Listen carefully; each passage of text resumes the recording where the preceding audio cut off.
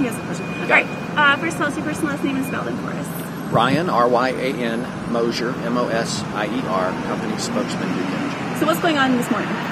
So we're here at Wynwood Operations Center. This is our largest operations center in the Greenville area and in the upstate, really. We're mobilizing and dispatching a bunch of line workers and support personnel to go help with Hurricane Dorian restoration efforts in the eastern part of the Carolinas. These folks are heading out this morning. They're going to head to Florence, South Carolina, where they'll ride out the storm. And then once the storm passes and conditions are safe to do so, they'll be there and ready to respond. What sort of equipment is going along with them? So we're taking everything we're going to need. We're taking line trucks, bucket trucks, scout vehicles, all of the resources. We've got line workers, schedulers, engineers, logistics folks, everything that you need for an operation of this size. These guys are packing for 7 to 10 days because you just never know what you're going to need or how long you're going to be deployed. But we have plenty of resources heading that way, and we'll be able to take care of whatever Mother Nature has in store. Kind of give me a rundown of how many crews you have going out and just like the basic information. By the time we get everybody established in the eastern part of the Carolinas, we're going to have close to 10,000 resources available for storm response. Here from the upstate, we have several hundred folks leaving this morning. We've got hundreds of folks going from the Charlotte area as well. And then we're bringing in a lot of folks who are working with other utilities and contractors to help support the operation as well. Okay. And you told me a little bit earlier about how Pike is involved in Duke Energy. Because there's a lot of Pike trucks out there, too, that I saw leaving. Yeah. When it comes to storm restoration, it's everybody is working towards one goal, even if they've got different names on their trucks. So Duke Energy is the lead utility for these storm restoration efforts, and we're taking the lead and bringing resources there, but we couldn't do it without our contract partners. The Pike folks that you've already seen deploy this morning, they're going to be out there with us, and they'll be just as important to the recovery process as our Duke Energy personnel. And tell me a little bit about your setup in Florence.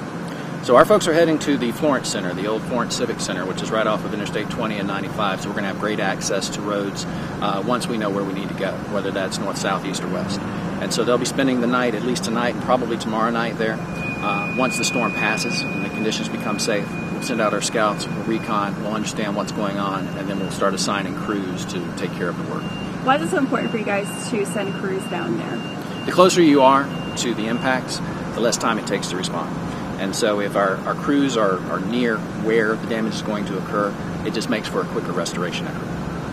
And quick rundown, what sort of work would they be doing? Is it the typical stuff they would do up here that they would be doing there? Or like what's kind of different about their duties down there? When it comes to a hurricane response for utilities, there's nothing that's typical. There's no telling what you're going to come across. In recent storms, we've seen flooding that caused major impacts that we had to work around. But primarily, you're going to see wind damage and the effects of heavy rain. And so that's what these guys are going to be prepared for. Broken cross arms, poles, wires down, that sort of thing. So the types of things you would see from a summer storm here in the upstate, but at a much greater magnitude. And have they already been trained for this sort of stuff? Like, do they get trained for it just in their regular routine, or are they just trained for it in general? Our folks are highly trained, and they train for this type of response all year long. And the planning process as well. We don't just plan once we see something show up on the radar. We plan year-round for these types of activities. We drill for this stuff.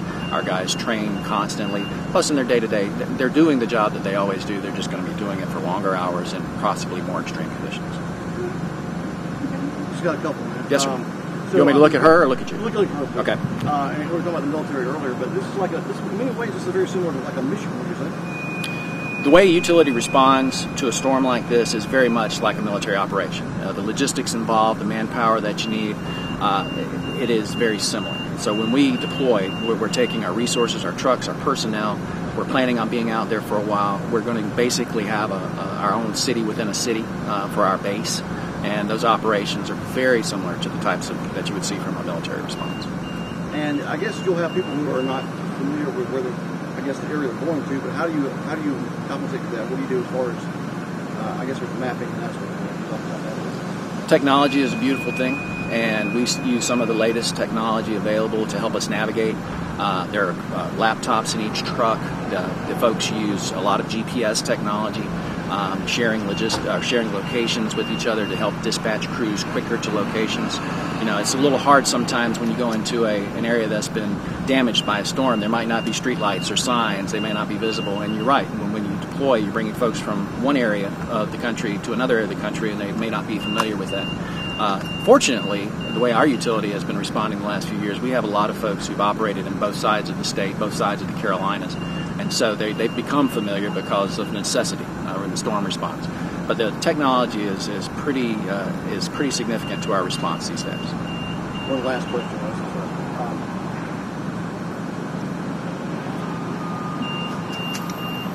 Without your assistance or assistance from all these crews, what kind of, how much of a help is do you do without your help? I'm not sure I understand. As far as how much of overall, without the added manpower, how invaluable is your service that you're providing, all the manpower, the people, and technology? How invaluable is that for the utility industry is unique in the way it partners with itself in times of need. We have mutual assistance with utilities across the region so that if we have an issue in our service territory and they're not having an issue, they'll respond. Same thing for us. If there's a Gulf storm, if there's something in Louisiana, we'll go. And we did. For things like Katrina, we responded to Sandy. And it's just a brotherhood, really, when it comes to the way utilities respond. We ask, they come, they ask, we come. Anything else you'd like to add, or you feel like we haven't touched on? I would encourage anybody who wants to follow what Duke Energy is doing as far as storm response to go to our website specifically set up for the storm, which is dukeenergyupdates.com.